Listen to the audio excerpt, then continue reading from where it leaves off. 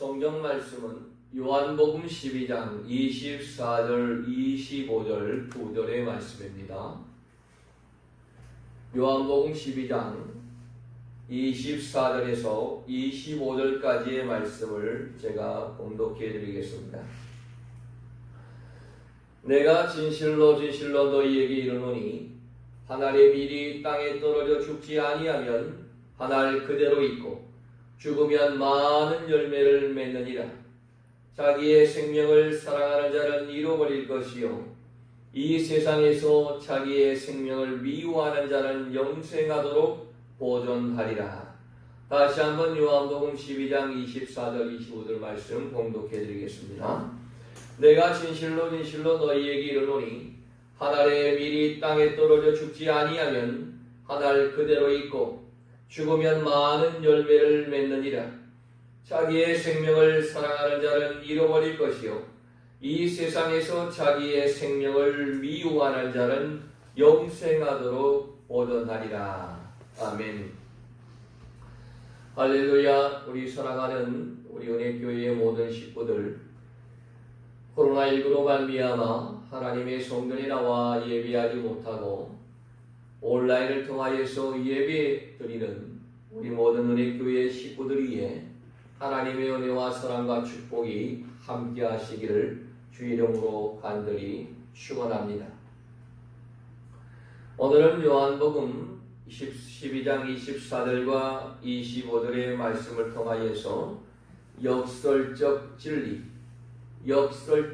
진리라고 하는 제목을 가지고 함께 은혜를 나누고자 합니다. 우리가 성경을 읽을 때에 예수님께서 하시는 말씀들을 들을 때에 모순이 되어지고 역설적으로 말씀하시는 것들이 많이 있습니다. 우리는 부자가 되고 싶은데 예수님께서는 가난한 자가 복이 있다라고 말씀하십니다. 우리는 더 높은 자리에 올라가고 싶어 권력을 가지고 싶은데 예수님께서는 낮은 자리에 있는 자가 더 복된 사람이다라고 말씀을 합니다. 우리는 살고 싶은데 예수님은 죽어야 된다라고 말씀합니다. 기독교의 진리에는 보통 인간적인 지혜나 세상 상식적으로 정반대되고 모순되어지는 그러한 진리들이 많이 있습니다. 이 역설이라고 하는 말은 패러독스, 이 패러독스는 모순 같아 보이지만 올바른 진리다라고 하는 뜻이 패러독스에 있는 것입니다. 오늘 예수님께서 역설적 진리의 말씀을 우리에게 허락하시는데 몇 가지로 살펴보면서 저와 여러분들의 신앙이 더 돈독해지며 하나님 앞에 충성된 일꾼들이라 되어지시기를 주님의 이름으로 간절히 축원합니다. 첫 번째 역설적 진리는 뭐냐? 원수를 사랑하라 라고 하는 예수님의 말씀인 것입니다. 마태복음 5장 44절에 너희 원수를 사랑하며 너희를 박해하는 자를 위하여 기도하라 라고 예수님께서 말씀했습니다. 또 마태복음 5장 11절 12절 말씀에는 나로 말미암아 너희를 욕하고 박해하고 거짓으로 너희를 거슬려 모든 악한 말을 할 때에는 너희에게 복이 있나니 기뻐하고 즐거워하라 하늘에서 너희의 상이 큽니다 라고 예수님께서 말씀하고 있습니다. 원수는 미워하고 원수에게 복수를 해야 되는 것이 세상적인 상식인 것인데 주님의 말씀은 그와 반대하로 핍박하고 손해주는 자를 축복하고 사랑을 해라라고 하는 것입니다. 우리가 구약 성경에 요셉을 통하여서 이와 같은 진리를 우리가 발견할 수가 있는 것입니다. 요셉은 아버지의 사랑을 독차지했습니다. 그 형들이 요셉을 시기하고 증오해서 요셉을 구덩이에 빠뜨리고 죽이려다가 지나가는 상인에게 팔아 넘겨버렸습니다. 그래서 요셉은 애굽으로 팔려가서 13년 동안 가진 고생을 하면서 종살이하고 감옥살이하고 엄청난 고생을 했습니다. 그러나 하나님의 은혜로 말미암아 바로왕의 꿈을 해석함으로써 일약 애굽 제국의 총리 대신이 되어지는 엄청난 자리에 올라가게 되었습니다. 그때 온 땅에 흉년이 들어서 곡식을 사려고 애굽으로 그의 형들이 다가왔을 때에 보통 사람들 같으면 그 형들이 자기를 팔아는 게 원수였기 때문에 형들을 내쫓을 수도 있었지만은 요셉은 그렇지 않았습니다. 창세기 45장 5절 말씀을 보니까 당신들이 나를 이곳에 팔았다고 해서 근심하지 마소서, 한탄하지 마소서. 하나님의 생명을 구원하시려고 나를 당신들보다 먼저 보내셨나이다 라고 하면서 그 형들을 위로하고 그 형들을 사랑했다라고 하는 것입니다. 또 18년이 지난 후에 아버지 야곱이 세상을 떠날 때에 형들은 이제라도 요셉이 복수를 할까 봐서 요셉을 찾아와가지고 요셉 앞에 엎드렸습니다. 아버지가 돌아가시기 전에 명령하여 이르시기를 너희는 이같이 요셉에게 이르라. 내 형들이 내게 악을 행하였을지라도 이제 바라건대 그들의 허물과 죄를 용서하셨나니 당신 아버지 하나님의 종들인 우리 죄를 이제 용서하여 주옵소서라고 요셉 앞에 가서 형들이 빌게 되어지는 것입니다. 그러나 그때 요셉은 또 뭐라 하는지 아십니까? 창세기 50장 19절 이하의 말씀에 보니까 두려워하지 마소서. 내가 어떻게 하나님을 대신할 수 있겠습니까? 당신들은 나를 해하려고 하였지만은 하나님은 그것을 선으로 바꾸사 오늘과 같이 많은 백성의 생명을 구원하게 하시려 하였나니 당신들은 두려워하지 마소서. 내가 당신들과 당신들의 자녀를 기르겠습니다 라고 형들에게 얘기했다는 거예요. 사랑하신 여러분, 원수를 사랑하는 것은 자기에게도 유익이 되는 것이고 축복이 되어진 줄로 믿으시기를 바랍니다. 세상 사람처럼 원수를 미워하고 원수를 갚는 것이 아니라 원수를 사랑하고 원수를 위해서 기도할 때에 하나님께서 선한 열매로 맺게 하실 줄로 믿습니다. 태평양 한가운데 피지라고 하는 섬나라에 빌리부스라고 하는 사람이 있었습니다. 이 사람이 예수를 믿고 열심히 전도를 했는데 하루는 어떤 집에 가서 전도를 하다가 그 집주인에게 질그릇으로 머리를 얻어맞았습니다. 이제 그릇을 깨지고 이마를 다쳐서 피가 흐르고 그런 지경이 일어났습니다. 그런데 이 빌리부스는 용감한 군인이었습니다. 전쟁에 나가서 수많은 전투를 치루었던 용감한 군인이 바로 빌리부스였습니다. 그런데 예수 믿고 나서 구원받고 그가 군대에서 차고 다니던 큰 칼을 벽에다 걸어놓고 자기가 군인이었을 때 얼마나 포악했는가라고 하는 것을 늘 반성하면서 그 앞에 하나님 앞에 엎드려서 무릎 꿇고 성경을 읽고 하곤 했던 것입니다. 그런데 전도하다가 질그릇으로 머리를 얻어맞고 집에 와서 돌아와 보니까 아무리 생각해도 머리가 아파서 견딜 수가 없는 것입니다. 그 나라는 질그릇으로 얻어맞는 것은 여자들이 얻어맞는 것이지 남자들이 질그릇으로 머리를 얻어맞는 것은 너무나도 수치스러운 일이었기 때문이라고 하는 겁니다. 도저히 분해서 견딜 수가 없어서 벽에 걸려있는 칼을 몇 번이나 붙잡고 복수하려고 하는 마음이 생겼지만은 그의 마음속에 성령께서 내가 예수 믿는 사람인데 참아야지 하면서 성경 말씀을 보는데 마태복음 5장 10절로 12절까지의 말씀을 주님께서 주셨습니다. 너를 위하여 박해를 받는 자는 복이 있나니 천국이 그들의 것입니다. 나로 말미암아 너희를 욕하고 박해하고 거짓으로 너희를 거스려 모든 악한 말을 할 때에는 너희에게 복이 있나니 기뻐하고 즐거워라. 하늘에서 너희의 상이 큽니다 라고 말씀이 기록이 되어졌습니다. 그래서 이 빌리부스가 그 말씀의 은혜를 받고 부엌에 가서 제일 좋은 질그릇을 하나 골라가지고 그걸 가지고 자기의 머리를 때린 그 사람에게 찾아갔습니다. 그리고 그 사람에게 당신의 질그릇이 내 머리를 때리다가 깨졌으니 대신 이 질그릇을 받으십시오.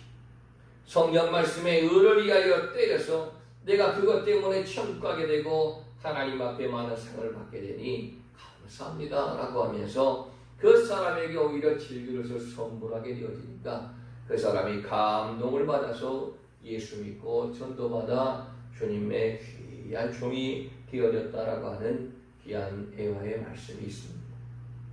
예수님의 말씀대로 원수를 위하여 기도하고 원수를 사랑하는 말씀 그대로 원수를 위하여 기도하고 사랑했더니 아름다운 열매로 맺게 되어졌다는 것입니다. 두 번째 예수님의 역설적 진리는 뭐냐? 죽으면 살게 된다는 것입니다. 오늘 예수님께서 말씀했습니다. 본문 말씀에 내가 진실로 너희에게 이르노니 하늘의 밀이 떨어져 죽지 아니하면 하나의 그대로 있고 죽으면 많은 열매를 맺느니라. 자기의 생명을 사랑하는 자는 잃어버릴 것이요 이 세상에서 자기의 생명을 미워하는 자는 영생토록 보존하리라 라고 예수님께서 말씀하고 있습니다. 우리가 이 육신의 생명을 버릴 각오를 하게 되어지면 오히려 영혼과 육신이 아울러 살게 되어진다라고 하는 것입니다. 미랄이 땅에 떨어져 죽지 아니하면 미랄 그대로 있는 것이지만 그 미랄이 땅에 떨어져 죽어서 썩게 되어지면 100배, 200배, 300배, 1000배, 10,000배의 결실을 맺을 수가 있다는 겁니다. 바로 예수님이 그랬습니다. 예수님께서 미랄이 되어져서 땅에 떨어져 죽으심으로 말미암아 하늘 보좌를 다 버리시고 이 땅에 내려와서 십자가에 못 박혀 피 흘려 죽으심으로 말미암아서 미랄이 흙에 떨어져서 썩고 죽은 것처럼 이 땅에 죽으심으로 말미암아서 그 예수의 죽음으로 말미암아 온 인류가 다 구원받게 되어지고 살아나게 되어지고 놀라운 역사가 나타나게 되었다는 것입니다. 사랑하신 여러분, 우리는 죽어야 될 줄로 믿습니다. 우리의 육도 죽고 우리의 심령도 죽고 우리의 성질도 죽고 우리의 마음도 죽어야지만이 다시 살 수가 있다는 것입니다.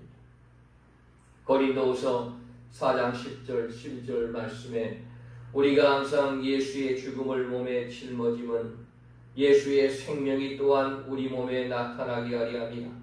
우리 살아있는 자가 항상 예수를 위하여 죽음에 넘겨짐은 예수의 생명이 또한 우리 죽을 육체에 나타나게 하려 함이라 라고 말씀했습니다. 예수님께서 죽은 것처럼 우리도 우리의 생활 속에서 날마다 죽으려고 할 때에 예수님의 생명의 부활이 나를 통하여서 나타나게 되어지는 일들이 생기게 되어진다는 것입니다. 여러분, 죽고자 하는 자는 살고 살고자 하는 자는 죽는다라고 말씀했기 때문에 이 역설적 진리를 깨닫는 자가 복된 자인 줄로 믿습니다. 세 번째는 주면 풍성해진다라고 예수님이 말씀합니다. 누가복음 6장 38절에 주라 그리하면 너희에게 줄 것이니 곧 후이되어 누르고 흔들어 넘치도록 하여 너희에게 안겨주리라 라고 말씀했습니다. 사람들은 어찌하든지 받으려고만 합니다. 어찌하든지 움켜쥐려고만 합니다. 그러나 진정으로 하나님의 축복받을 사람은 주기에 힘써야 되고 어떻게 하면 줄 수 있을까? 어떻게 하면 하나님께 바칠 수 있을까라고 하는 것을 생각하면서 살아야 된다는 것입니다. 주려고 할 때 하나님께서 많은 것을 주시고 축복해 주시고 안겨주시는 것입니다. 고린도서 9장 6절 말씀에 이것이 곧 적게 심는 자는 적게 거두고 많이 심는 자는 많이 거둔다는 말이로다 라고 말씀했고, 잠언 19장 17절에도 가난한 자를 불쌍히 여기는 것은 여호와께 꾸어드리는 것이니 그의 손행을 그에게 갚아주시리라 라고 말씀했습니다. 주게 되어질 때에 하나님께서 갚아주신다는 것입니다. 주게 되어질 때에 하나님께 드리며 하나님께 바치게 되어질 때에 하나님은 더 많은 열매로 맺을 수 있는 축복을 하나님이 허락해 주신다라고 말씀했기 때문에 여러분, 주는 것이 손해가 되어지고 하나님께 바치는 것이 손해가 되어지는 것 같이 생각이 되어지지만은 주는 자가 복되다라고 말씀했기 때문에 주라 그리하면 너희에게 줄 것이요 후이되어 누르고 흔들어 넘치도록 하여 너희에게 안겨주리라고 말씀했기 때문에 주는 자가 되시기 바랍니다. 하나님께 드리는 자가 되어주시기 바랍니다. 하나님께서 30배, 60배, 100배의 결실로 맺게 하실 줄로 믿습니다. 네 번째는 어리석은 자가 지혜로운 자다라고 하는 것을 우리가 알아야 됩니다. 마태복음 11장 25절 26절 말씀에 이것을 지혜롭고 슬기 있는 자들에게는 숨기시고 어린 아이들에게는 나타내심을 감사하나이다. 옳소이다. 이렇게 된 것이 아버지의 뜻이니이다 라고 말했습니다. 여러분, 아담과 하와가 선악과를 따먹은 후에 눈이 밝아졌습니다. 그러나 그 눈이 밝아진 것은 쓸데없는 면으로 눈이 밝아지게 되어졌습니다. 사람들이 지혜롭고 슬기롭다라고 하는 것은 다 사개중심적입니다. 이기주의입니다. 인본주의적입니다. 그래서 성경을 말씀하죠. 고린도전서 1장 18절 19절 말씀에 십자가의 도가 멸망하는 자들에게는 미련한 것이요 구원받는 우리들에게는 하나님의 능력이라. 기록된 바 내가 지혜 있는 자들의 지혜를 멸하고 총명한 자들의 총명을 피하리라. 인간적인 지혜와 총명은 하나님께서 다 피하고 멸한다라고 말씀했습니다. 인간의 학문과 지혜와 총명과 이와 같은 것들로 십자가의 구원의 도리를 알 수가 없다는 것입니다. 성경은 말씀합니다. 욥기 37장 24절에 스스로 지혜롭다 하는 모든 자를 무시하느니라. 이사야 5장 21절에 스스로다 지혜롭다 하며 스스로 명철하는 자들은 화에서 찐저라고 하셨습니다. 예레미야 8장 9절 말씀에도 지혜롭다 하는 자들은 부끄러움을 당한다라고 말씀했습니다. 인간들은 자기가 가지고 있는 지혜와 지식이 학문이 뛰어남을 얼마나 자랑하고 얼마나 의시는지 모릅니다. 스스로 지혜롭다고 여깁니다. 그러나 그 인간의 지혜는 하나님 앞에 다 무용지물인 것입니다. 십자가의 구원의 도에 이를 수가 없는 것이라고 하는 것입니다. 그러므로 주님 앞에 어리석은 자가 되어질 때에 순수하고 겸손한 마음을 가지고 나아갈 때에 그 사람을 하나님께서 지혜로운 자로 여기시어서 하나님의 은혜 가운데 살아갈 수 있게 하여 주실 줄로 믿습니다. 고린도전서 1장 25절 말씀에 하나님의 어리석음이 사람보다 지혜롭고 하나님의 약하심이 사람보다 가난하다라고 분명히 말씀했다는 것을 기억하시며 어리석은 자로서 주님 앞에 굳건히 서는 우리 모두가 되어지기를 주의 이름으로 축원합니다. 다섯 번째, 약할 때 강해진다는 것. 사도 바울에게는 병이 있었습니다. 사도 바울이 사역할 때에 모든 병자들을 위하여 기도하면 그 병들이 다 나았습니다. 귀신이 쫓겨나갔습니다. 그러나 정작 자기의 병은 기도해도 도저히 낫지를 않았습니다. 그때 주님의 음성이 들려왔습니다. 내 은혜가 내게 족하니라. 이는 내 능력이 약한 데서 온전하여짐이라 라고 말씀했습니다. 그래서 사도 바울은 고린도후서 12장 9절 10절 말씀에 보니까 그러므로 도리어 크게 기뻐함으로 나의 여러 약한 것들에 대하여 자랑하리니 이는 그리스도의 능력이 내게 머물게 하려 함이라. 그러므로 내가 그리스도를 위하여 약한 것들과 능력과 궁핍과 박해와 공고를 기뻐하노니 이는 내가 약한 것들에 강함이다 라고 고백을 하고 있지 않습니까? 여러분, 주님 앞에 약한 자가 강한 자가 되어질 수가 있는 것입니다. 사도 바울은 그 병을 끝까지 주님께서 고쳐주지 아니하고 그 병을 가지고 살았지만은 하나님의 능력이, 주님의 능력이 너의 약함을 통하여서 온전하게 되어짐을 나타내게 하신 하나님의 뜻이 사도 바울을 통하여서 임하였다는 것입니다. 그래서 우리는 하나님 앞에서 나의 약함을 알아야 됩니다. 나의 무능함을 깨달아야 됩니다. 사도 바울은 처음에 내 힘으로 죄를 이기고 의롭게 살 수 있는 줄 알고 얼마나 열심으로 애를 썼는지 모릅니다. 그러나 왠지든지 거룩하게 살고 금식하고 헌금하고 아무리 죄를 안 짓고 살려 하면 할수록 점점 더 죄를 짓고 쓰러지고 넘어지는 자신을 발견하게 되어진 것입니다. 그래서 사도 바울이 탄식합니다. 오라 나는 공고한 사람이로다. 이 사망의 몸에서 누가 나를 건져내랴 탄식하면서 불을 켰습니다. 또 로마서 7장 18절에도 내 속본 육신의 선한 것이 거하지 아니하는 줄을 아노니 원함은 내게 있으나 선을 행하는 것은 없다라고 그의 현실을 고백합니다. 또 로마서 7장 16절 17절에 만일 내가 원하지 아니하는 것을 행하면 내가 이로써 율법이 선한 것을 시인하노니 이제는 그것을 행하는 자가 내가 아니요 내 속에 거하는 죄다라고 하면서 아무리 신령하게 살려고 해도 내 육체 속에 있는 죄가 도사리고 있어서 선을 행할 수 없고 의롭게 살 수 없다라고 하는 약한 존재라고 하는 사도 바울이 깨달았다는 것을, 그래서 사도 바울은 깨달은 것이 무엇이냐? 내가 약해짐으로 말미암아 내가 강해질 수 있다는 것을 알았습니다. 예수 그리스도의 십자가의 보혈의 공로로 말미암아서 우리가 살 수 있다라고 하는 것을 이 사도 바울은 깨닫게 되어진 것입니다. 사도 바울이 고백하지요. 로마서 8장에 그러므로 이제 그리스도 예수 안에 있는 자에게는 결코 정죄함이 없나니 이는 그리스도 예수 안에 있는 생명의 성령의 법이 죄와 사망의 법에서 너를 해방하였다라고 말씀하십니다.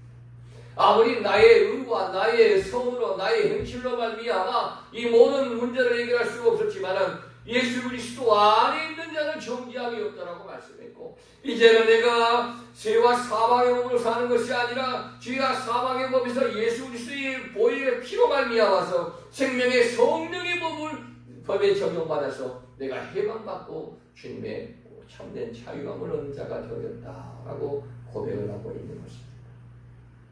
여러분, 우리의 무능함을 깨달아야 됩니다.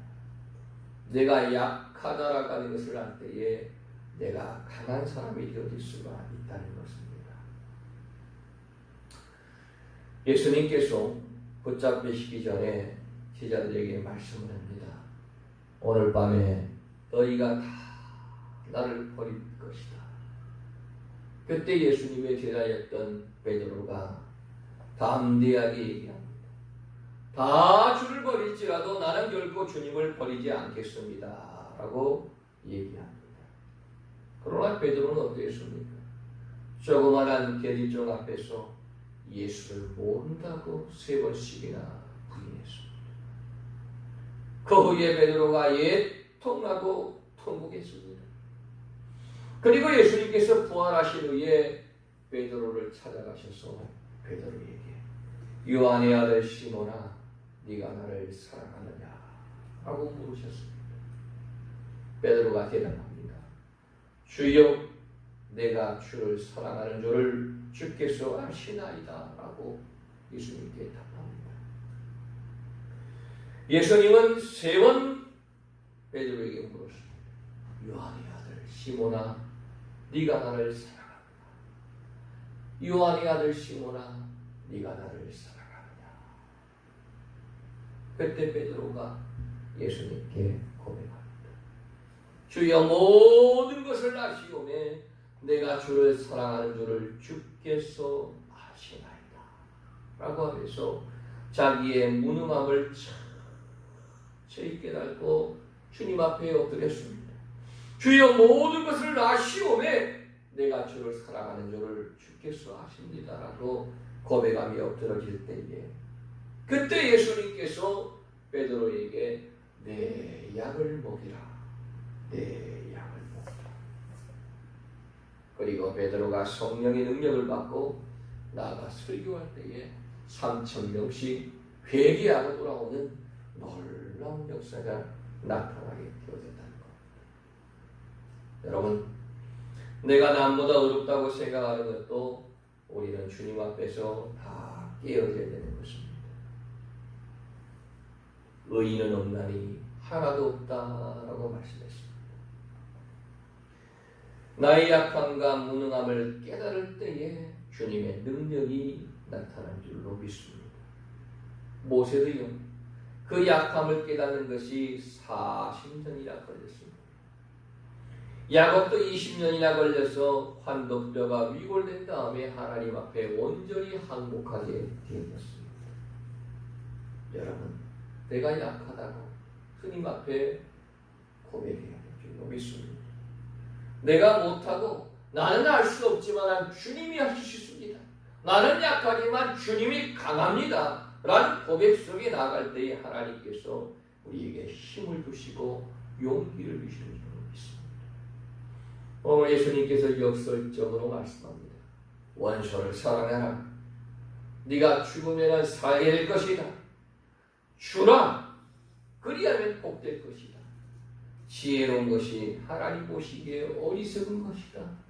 네가 약할 때에 강해질 것이다 라고 우리에게 역설적으로 말씀을 해주고 계시는 것입니다. 세상 사람들과는 완전히 반대되어지는 거라는 말씀이지만 이 역설적인 진리, 하나님의 말씀을 믿고 지키고 행하고 나갈 때에 하나님께서 우리를 향하신 귀한 뜻 가운데 살아갈 수 있을 것이며 이 역설적 진리를 통하여서 힘을 얻고 살아갈 수 있는 복된 삶이 되어질 줄로 믿습니다. 주의 은혜 가운데에 승리하시기를 주님의 이름으로 축원합니다. 하나님 감사합니다. 우리는 살고자 하는데 주님은 죽으라고 말씀합니다. 우리는 부자가 되고 싶은데 주님은 가난한 자가 되라고 말씀합니다. 우리는 강하고 싶은데 약한 자가 되라고 말씀하십니다. 나는 자꾸 움켜쥐고 싶은데 주님은 주라라고 말씀하십니다.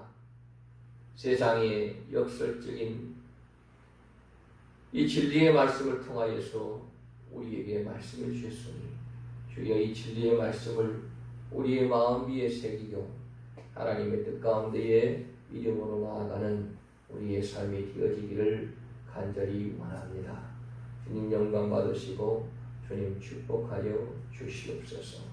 예수님의 이름으로 간절히 기도드리옵나이다. 아멘.